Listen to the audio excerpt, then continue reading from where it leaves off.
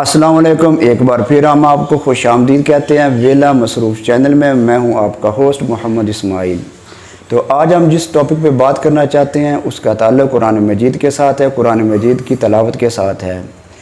آیا ہم صبح صبح اٹھتے ہیں تو ہم دیکھتے ہیں کہ ہمیں سے کتنے لوگ قرآن مجید کی تلاوت کرتے ہیں اور کتنے ایسے صبح صبح اٹھ کے اپنے کام کاج میں لگ جاتے ہیں۔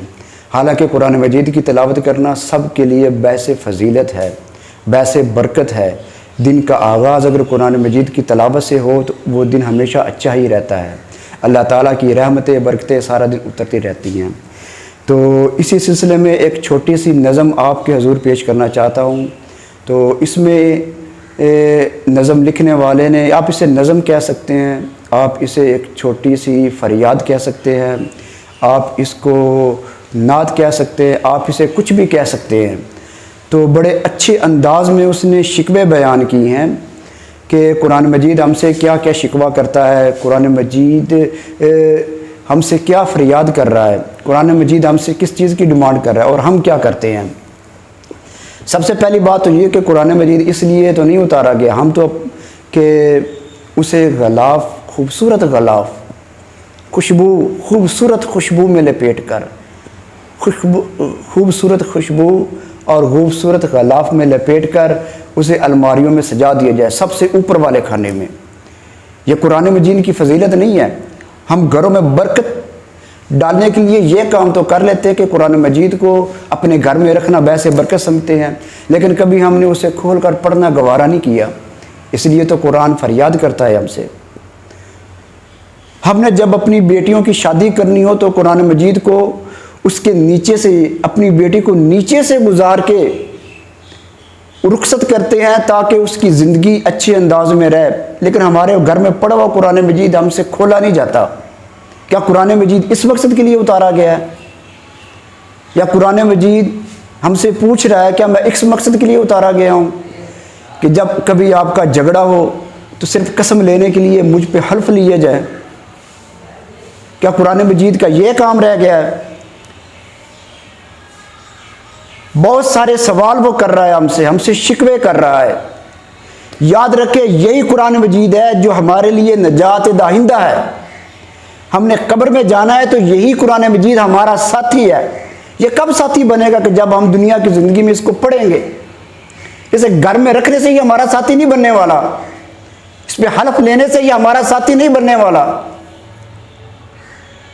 اس کے بعد روز محشر پہ اس نے ہمارے بازو پکڑ کر، ہمارے ہاتھ پکڑ کر اللہ تعالیٰ سے گڑ گڑا کے آرزو کر کے ہمیں جنت کا ٹکٹ دلوانا ہے۔ کیا قرآن مجید الماری میں رکھ کے ہمیں ٹکٹ دلوا پائے گا؟ دو ہی باتیں ہیں۔ پہلی بات تو یہ ہے کہ یہ ہمارا ایمان ہی نہیں ہے کہ قیامت اپنا قبر میں ہم نے جانا ہے اور قیامت کا میدان سجنا ہے جہاں پہ ہمیں قرآن مجید کی سفارش کی ضرورت ہے۔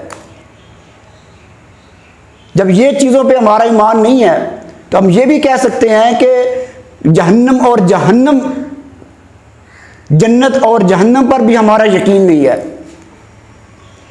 یا تو ہم ان چیزوں کی نفی کر دیں، یا پھر جس نے ہماری آخری گواہی دینی ہے اس کا ہم ساتھی بنے۔ قرآن مجید آپ سے کبھی گلہ نہیں کرتا کہ آپ اسے کس انداز میں پڑھ رہے ہیں۔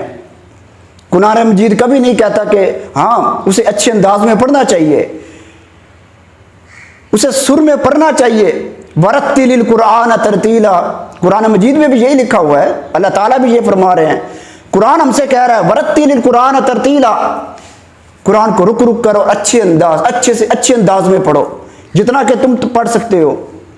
پر قرآن نے یہ نہیں کہا کہ تمہاری زبان کا ذائقہ اچھا نہیں ہے، تم پھدے الفاظ استعمال کرتے ہو، تمہاری جو منہ سے نکلی ہوئی باتیں ہیں وہ بے مزہ سی ہیں، تم میں سر نہیں ہے، تم اچھا پڑھ نہیں سکتے، تم راگ کے ساتھ نہیں پڑھ سکتے، تو تم مجھے نہ پڑھا کرو۔ قرآن کبھی یہ نہیں کہتا۔ قرآن اور دین یہ تو بلکہ کہتے ہیں کہ اگر تمہیں پڑھنا نہیں آتا نا، قرآن مجید پڑھنا ہی نہیں آتا تو محبت کی نگاہ سے حروفوں پہ آپ نظر ڈال دو، اللہ تعالیٰ پڑھنے جتنا ثواب دیں گے، بلکہ جتنی نیت اچھی ہوگی اللہ تعالیٰ اس سے بھی زیادہ ثواب دیں گے۔ ایک بندہ قرآن مجید کی تلاوت کر رہا ہے، ایک بندہ نہیں کر پا رہا، تو صرف اوپر نظریں ڈال رہا ہے، اتنی محبت کے ساتھ، چاہت کے ساتھ، آرزو ہے اس کی کہ میں اس کو پڑھ سکوں، کاش کہ میں اس کو پڑھ سکوں، اتنی فضیلت ہے اس کی، اللہ تعالیٰ پڑھنے والے سے زیادہ ثواب دیتے ہیں اس کا۔ کیوں قرآن کے بارے میں یہ لکھا گیا، کس بزم میں مجھ کو بار نہیں، کسی عرس پہ میری دھوم نہیں۔ قرآن محفلوں کے لیے، عرسوں کے لیے ہے۔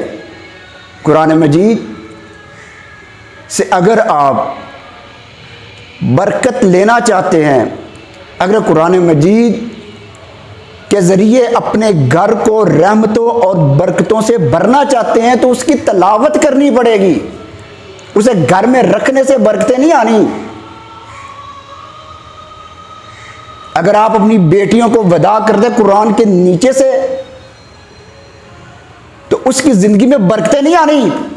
قرآن اس کے سینے میں ڈالو، اس کی تربیت کرو، وہ قرآن کے ساتھ اس کا لگاؤ، قرآن کو وہ پڑھتی ہوتی جو آپ نے کرنا تھا۔ اگر آپ چاہتے کہ بیٹے کو ہم نے ودا کیا ہے تو اس کی زندگی برکتوں سے بھر جائے، لڑائی جھگڑے نہ ہوں، اللہ خیر و عافیت سے سارے دن نکالے، تو تلاوتیں کرواتے اس سے، تب جا کے یہ ہوتا۔ میں معذرت چاہتا ہوں کہ اگر میرے الفاظ کچھ زیادہ سخت ہیں، لیکن کاش کہ ہم ان باتوں کو سمجھ سکے۔ یہ قرآن مجید تلاوت کے لیے اتارا گیا ہے۔ تمہیں نہیں پڑھنا آتا تو یہ نہیں ہے کہ پڑھنا ہی نہیں ہے، تم اوپر سے محبت کی نگاہ سے دیکھو تو صحیح، اللہ پڑھنے جیسا ثواب دیتا ہے۔ قبر میں کوئی ساتھی نہیں ہے ہمارا، قرآن مجید نے ہمارا ساتھی بننا ہے۔ کب؟ جب ہم ہر رات پڑھیں گے، جب ہم صبح صبح تلاوت کریں گے۔ وہ گڑ گڑا کے خدا کے آگے سفارشیں کرتا ہے، اللہ اس نے مجھے اپنی زندگی میں، اپنی محفلوں میں مجھے یاد رکھا، میری تلاوتیں کرتا رہا، اللہ میں اس کو تو جنت میں لے کے جاؤں گا۔ یہ کیسے ہوگا؟ ایک اور عجیب سی رسم ہے، ہمارے چھوٹے چھوٹے بچے ہوتے ہیں نا، تو ہم دنیا جہان کی چیزیں اسے سکھاتے ہیں، بیٹا یہ کہو، بیٹا یہ کہو، ہم مختلف زبانیں سکھا رہے ہیں، اسے لکھنا پڑھنا سکھا رہے ہیں۔ سب سے پہلی جو تدریس آپ اپنے بیٹے کو دیتے ہو، کیا دیتے ہو؟ کیا مسلمانوں والی دیتے ہو؟ قرآن مجید والی دیتے ہو؟ بیٹا یہ لا الہ پڑھو۔ ہم میں سے کتنے لوگ ایسے جس نے سب سے پہلی جو کوشش کی اپنی اولاد کو، جب وہ بولنے کے لائق ہوئی تو اسے کلمہ سکھانے کی کوشش کی؟ ہم میں سے کتنے لوگ ہیں؟ تو قرآن سے تو دوریاں ہونی ہماری۔ جب وہ سٹیپ ہمارا زندگی کا جہاں پہ ہم نے ایک اچھی پٹری پہ چڑھنا تھا، وہ تو یہ دوسرے کاموں میں الجھ گیا، قرآن مجید تو رہ گیا نا۔ اور فرض ادا کرنے کے لیے کہ بچے کو کچھ پڑھنا آ جائے، پہلے سکول میں داخل کرواتے ہیں، بعد میں مدرسے میں بھی نہیں، بچوں کو گھرے بھیج دیتے ہیں،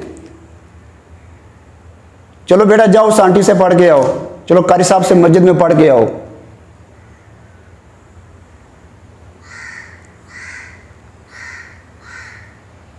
سکول کی پڑھائی سے ممکن ہے کہ آپ دنیا میں کامیاب ہو جائیں، لیکن جب یہ بات طے ہے کہ ہمارے سانس ختم ہو جانے ہیں تو یہ پڑھائی بھی یہیں پہ رکنے والی ہے۔ نہ مال و دولت، نہ زر، کوئی چیز ہمارے کام نہیں آنے والی۔ کیا کام آئے گا؟ قرآن مجید، اور بچوں کو قرآن مجید کی دی ہوئی تعلیم، جو مرنے کے بعد انسان کے پھر بھی ساتھ میں رہتی ہیں، وہ 3 چیزیں ہیں۔ پہلے نمبر پر اس کی اولاد ہی آتی ہے جو اس کے لیے صالح بنے، دعائیں کرے۔ اولاد کب دعائیں کرتی ہے؟ جب اسے اس کے بچپنے میں آپ دین کی طرف لے کر آئیں۔ قرآن یہ نہیں کہتا کہ دین کے معاملے میں آپ دنیا داری کو سارا چھوڑ دو، ایسا قرآن نے کب کہا؟ ہمارے دین نے کب کہا؟ بلکہ دین اور قرآن دونوں کہتے ہیں اپنے دنیا دارے کے سارے کام کرو، ساتھ میں مجھے بھی رکھو، مجھے بھی ٹائم دو۔ نمازیں کہتی ہیں اپنے سارے کام کرو، میرے لیے کام نہ ترک کرو، ہاں لیکن میرا جب وقت ہوتا ہے تو مجھے ادا کرو۔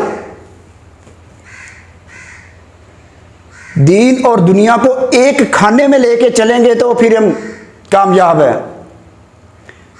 ہم دنیا کے پیچھے بھاگے جا رہے ہیں، دنیا کے پیچھے بھاگے جا رہے ہیں۔ بھائی چھوٹے سے تو کام ہے کرنے والے، صبح اٹھو، قرآن نماز پڑھو، اس کے بعد قرآن کی تلاوت کرو، اس کے بعد اپنے کاموں پہ لگ جاؤ۔ کون سا اتنا مشکل کام ہے؟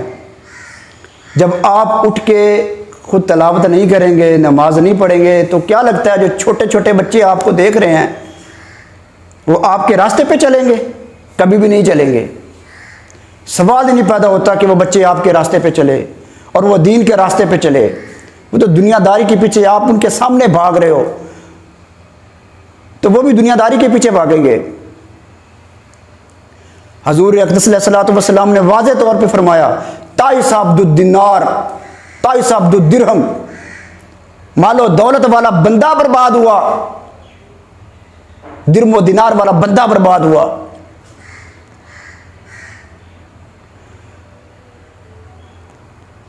تو آپ لوگوں سے گزارش ہے کہ آپ ہر کام کریں، کوئی رکاوٹ نہیں ہے، جو آپ کو اچھا لگتا ہے آپ کریں۔ آپ روزی کماتے ہیں تو جس انداز میں مرضی روزی کمائیں، جو قاعدے قانون کے طریقے ہیں۔ آپ ملازمت کرتے ہیں تو آپ جیسے مرضی کریں، اپنے کام پہ جائیں، پابندی سے جائیں۔ کاروبار کرتے ہیں تو کریں، لیکن خدا را اب اپنے قبر کے ساتھی کو مت بھولیے، اپنے روزے محشر کے ساتھی کو کبھی بھی نہ بھولیے۔ کیا پتا آپ اگلا سانس بھی لے یا نہ لیں۔ تعجب ہوتا ہے لوگوں پہ، اگلے سانس کا پتہ نہیں ہے کہ قسمت میں لکھا ہوا ہے یا نہیں۔ پلان 100 سال کے ہے، بھائی 100 سال کے پلان بناؤ، ساتھ میں جو تھوڑی تھوڑی دینداری بھی کرو نا، کم سے کم زیادہ کچھ نہیں کرتے تو قرآن کی تلاوت کر لو، زیادہ کچھ نہیں کرتے نمازیں پڑھ لو۔ دنیا داری کو تو ٹائم دے رہے ہیں لیکن تھوڑا سا دین کو بھی دے، یہ ہمارے ہی بھلے کے لیے ہے۔ انسان عبادت گزار بن جائے، حدیث قدسی اللہ کو کوئی فرق نہیں پڑتا۔ انسان گنہگار بن جائے، اللہ کو کوئی فرق نہیں پڑتا۔ ہم قرآن پڑھیں، اللہ تعالیٰ کو کوئی فرق نہیں پڑتا۔ ہم قرآن نہ پڑھیں تو اللہ تعالیٰ کی شان میں ذرہ برابر بھی کمی نہیں آتی، وہ ویسے کا ویسے ہی ہے، اس کی کبریائی میں کبھی کمی نہیں آنی۔ نمازیں پڑھنے سے، قرآن مجید پڑھنے سے نہ تو اللہ تعالیٰ کی کبریائی بڑھے گی نہ ہی کم ہوگی، اس میں ہمارا ہی فائدہ اور ہمارا ہی نقصان ہے۔ چلو باتیں تو کافی ہوگی، اب آپ دوستوں سے گزارش کرتا ہوں کہ جہاں پہ زندگی کے دوسرے ریل پیل آپ نے نبھائے ہوئے ہیں، وہاں پہ تھوڑا سا ٹائم قرآن مجید کو دیجیے، اور جو شاعر نے یہ موٹی موٹی شکایتیں لکھی ہیں ان کے بارے میں سوچیں، یہ کس کی بھلائی کے لیے، قرآن ہم سے کیا چاہتا ہے۔ تو کوشش کریں آپ صبح کا آغاز قرآن مجید کی تلاوت سے کریں، نماز سے کریں، اللہ تعالیٰ کی یاد سے کریں۔ یا صبح آپ فریش اٹھے، دوپہر کو آپ کو موت آ گئی، کیا پتہ چل رہا ہے۔ Wheel Armis Roof, Wheel Armis Roof, you're waiting. میں سجایا جاتا ہوں، آنکھوں سے لگایا جاتا ہوں، تعویذ بنایا جاتا ہوں، تو دو کے پلایا جاتا ہوں۔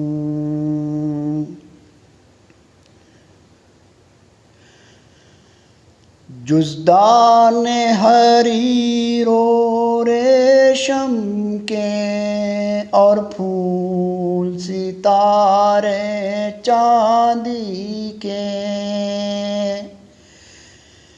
جزدان حریر و ریشم کے اور پھول ستارے چاندی کے، پھر عطر کی بارش ہوتی ہے، خوشبو میں نہلایا جاتا ہوں، تاکوں میں سجایا جاتا ہوں، آنکھوں پہ لگایا جاتا ہوں۔ جب قولوں قسم لینے کے لیے تکرار کی نوبت آتی ہے، جب قول و قسم لینے کے لیے تکرار کی نوبت آتی ہے، پھر میری ضرورت پڑتی ہے، ہاتھوں پہ اٹھایا جاتا ہوں، تاکوں میں سجایا جاتا ہوں، آنکھوں سے لگایا جاتا ہوں۔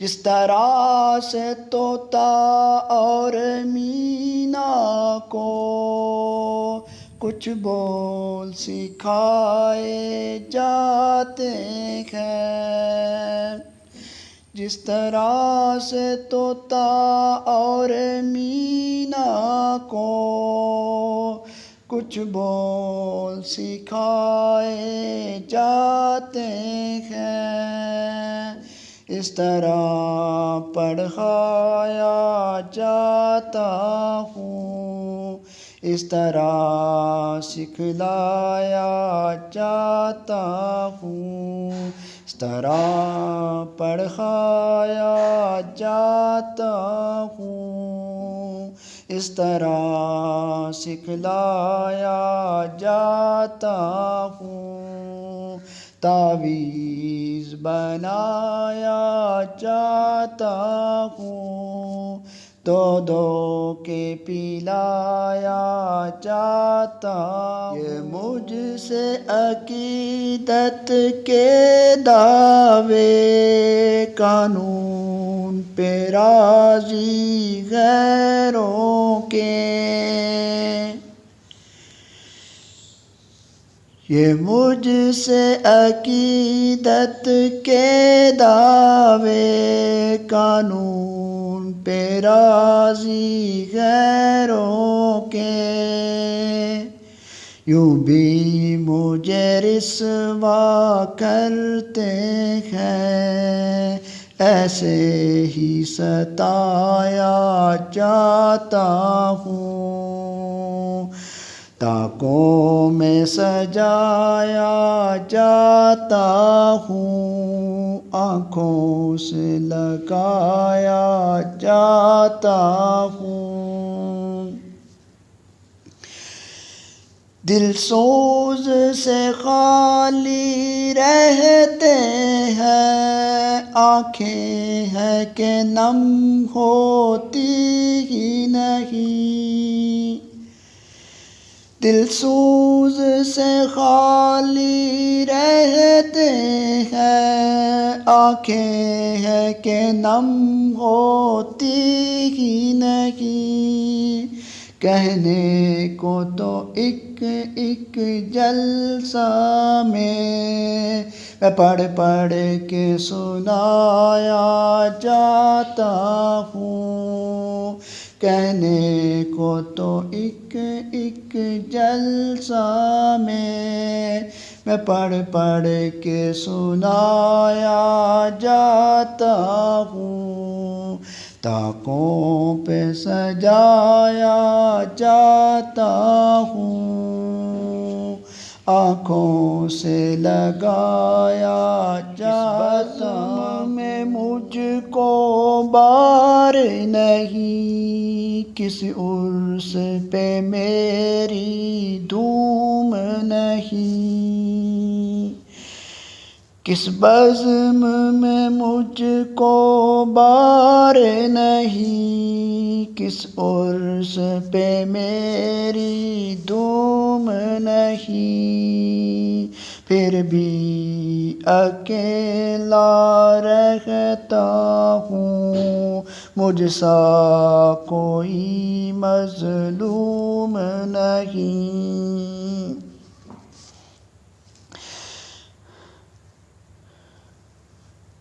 نیکی پہ بدی کا غلبہ ہے، سچائی سے بڑھ کر دھوکا ہے، نیکی پہ بدی کا غلبہ ہے، سچائی سے بڑھ کر دھوکا ہے، ایک بار ہنسایا جاتا ہوں، 100 بار رلایا جاتا ہوں، طاقوں میں سجایا جاتا ہوں، آنکھوں سے لگایا جاتا ہوں، تعویذ بنایا جاتا ہوں، تو دھو کے پلایا جاتا ہوں، طاقوں میں سجایا جاتا ہوں، آنکھوں سے لگایا جاتا ہوں۔